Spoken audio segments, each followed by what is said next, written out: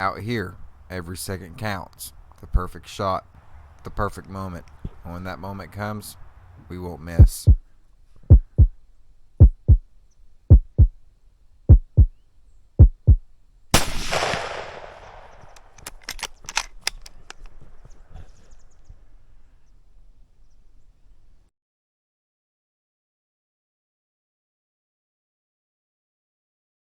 Hello, everybody. My name is Sam, and you're watching Cast Blast Camp. And today, we're deer hunting. Rifle season is upon us, and I've come back to a place where I've harvested deer before, specifically one in my other video from last year's muzzleloader hunt. As you might be able to tell, I have a ghillie wrap around my gun, and yes, I am wearing a matching ghillie suit as well. The area I'm looking at right now off to the right of the trail is a bedding area, and it has known to hold deer from time to time. On the back side of the bedding area is a creek that they like to drink from, and then they'll cross over the trail to the left and graze in the fields.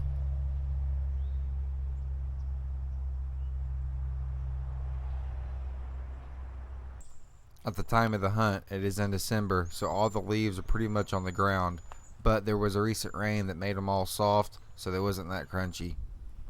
I have now come to an opening in the field. It's always a good idea to stop and take a look just to see if you see any movement in the tall grass. I'm still making my way to the back fields, and along the way I heard something splash in the creek to the right, so I slowly started creeping up to see if I could spot any movement, and I did. At first I thought I saw a couple of baby beavers, which can be a little troublesome because if you alert them, they can make a loud noise splashing their tail, and other game will know that's an alert call as well. But after watching them for a while, I noticed they were not beavers, and they were actually nutria. And for the people who don't know what a nutria is a large semi-aquatic rodent with a thick brown fur coat, webbed hind feet, and a long rounded tail commonly found in wetlands and rivers. They basically look like a big rat, but they are invasive.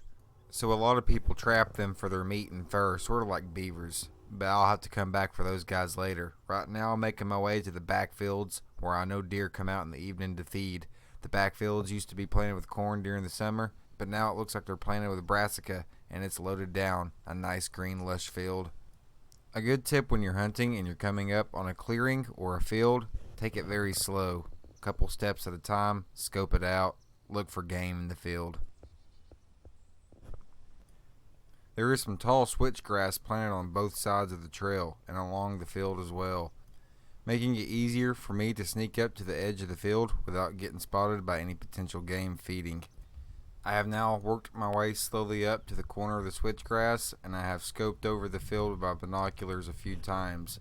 I have yet to spot any deer, but it's still a little earlier on in the day, so I'm planning on going back to the left corner and seeing if I can find any more sign.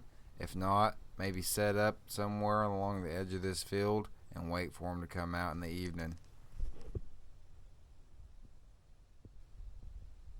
Whitetail deer, along with other game, are known as what's called creatures of edge. Anywhere where two habitats meet up, like an edge of a field meets up with the edge of a switchgrass thicket, or a tree line meets up with the edge of a field, or just two different types of hardwoods, like a patch of pines meets up with a patch of oaks. Those are always going to be key areas to kind of look for game, especially deer. As I was making my way along the edge of this field following a little foot trail, I did find some scat, but it was coyote scat. But I have seen deer travel this edge as well.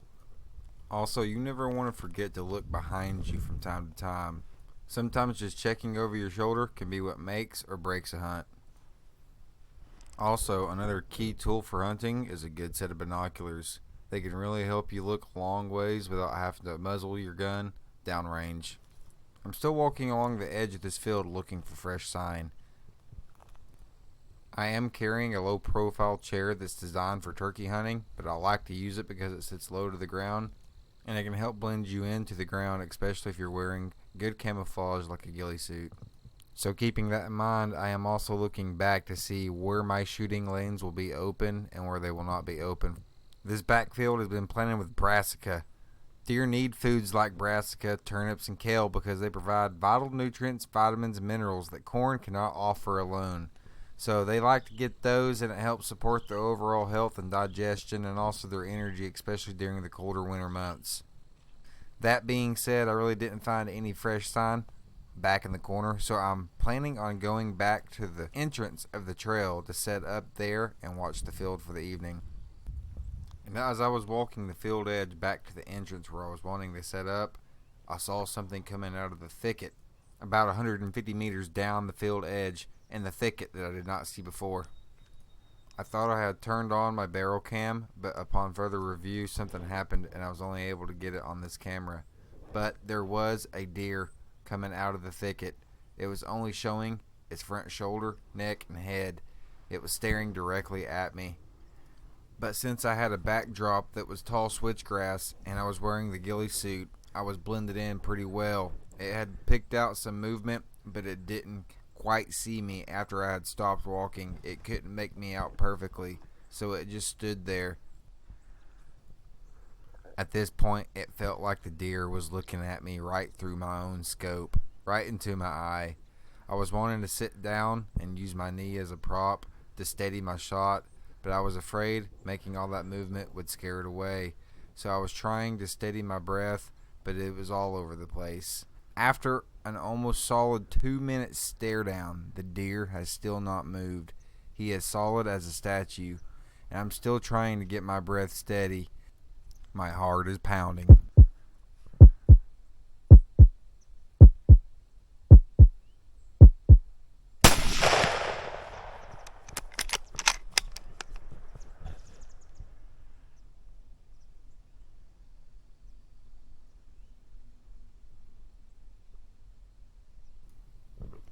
I look back down the field through my scope. I don't see anything standing where the deer was standing last time. I decide now is the time to take a seat, just in case if I missed and it wants to come back out on the field here in a minute. I need to scope it out and take my time. I sit, I scope, I look, and I wait. Looking for any movement along the field edge, and also listening behind me to see if something's going to come out of the thicket behind me. After you make a shot on a deer, you do not want to race to the body. You want to at least wait 20 to 30 minutes before you make an attempt at tracking a blood trail. I sat here and waited till evening time. The sunset had a beautiful pink to purple hue over everything on the landscape. It was kind of serene.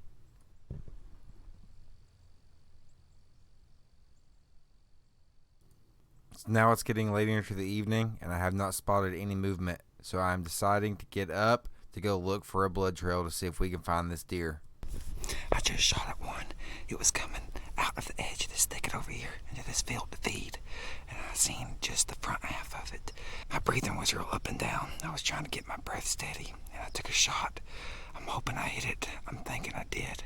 But it's a possibility that I could have missed. So I'm going to head over here to the edge of the field and see if I can find him.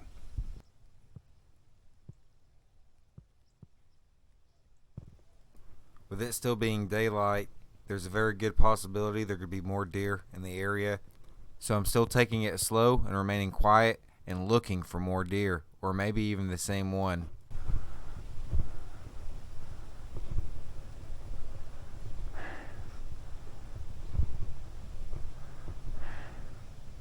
We got it.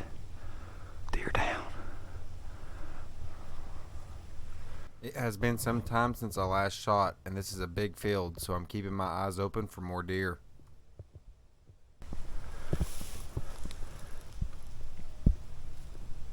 Buck down. Yes, success.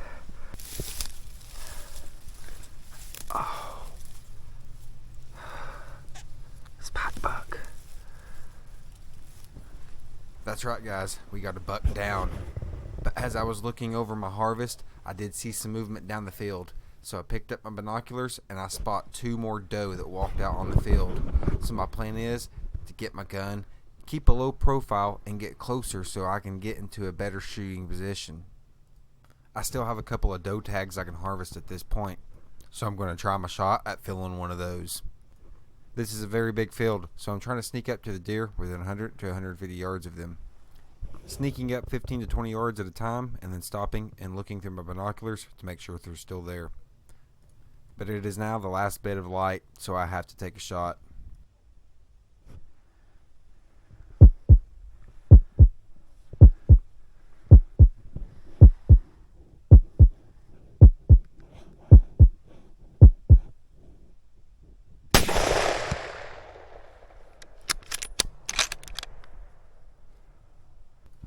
So after waiting until it got just about all the way dark, I got my flashlight out and I began to look for a deer in the field. I'm looking for any sign of blood or just the deer itself sitting or laying there. Deer's eyes will shine in light, so I'm looking for a shine as well. And I see one right here, and I'm thinking I got another deer, but then I begin to see the shine move. So I'm not even sure if it's a deer at this point. So I'm wanting to try to slowly sneak up to it to get a little bit closer to see if I can tell if it's a deer or not. And it was a deer, because right here in just a second it pops up and runs away, and I go and check the spot it was laying and there was no blood whatsoever. So I'm just about positive I missed this one, but that just means it gets to live again and I get to come back and try to hunt it again.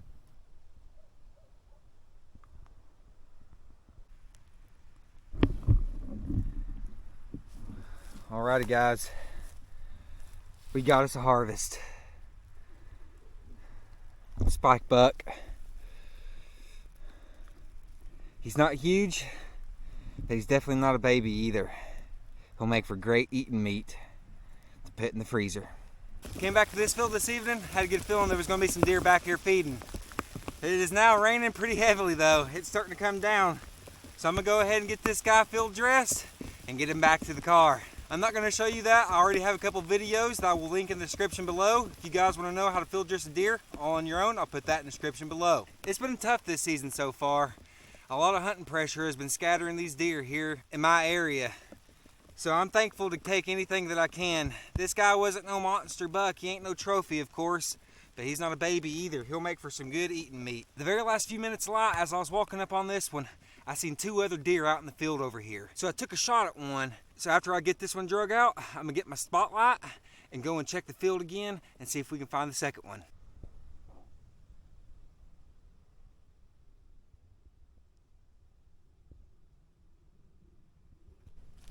Okay guys, so I searched this field up and down with multiple spotlights and I looked where I was shooting. I didn't see any blood and I actually spooked a deer out of the field. So I'm pretty sure that I missed it and it's gonna live to see another day. But that just means I get to come back here again and try another time. It is possible that I missed the second shot. At first I thought I might have missed a shot on this guy, but I was able to connect. I've been wearing a new ghillie suit, hunting with it. I've been wanting to put a review up here recently, but I was wanting to do a bunch of hunting with it first so I know how to review it properly. It's doing pretty well so far. I got the jacket, the pants, and the hood.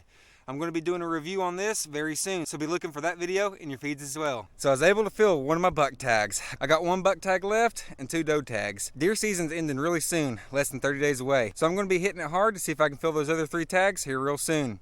But until then, if you enjoy deer hunting videos, let me know in the comments below. Here recently I made a video showing you guys how to make your very own deer burger. How to debone all the meat, take it off the animal, and grind it in with pork fat and pork meat to make the best, juiciest deer burger you'll ever eat. If you guys want to watch that video, I'll link it up here right at the end. But until next time, please consider sharing with friends and family, liking, and subscribing if you haven't already. Sam out.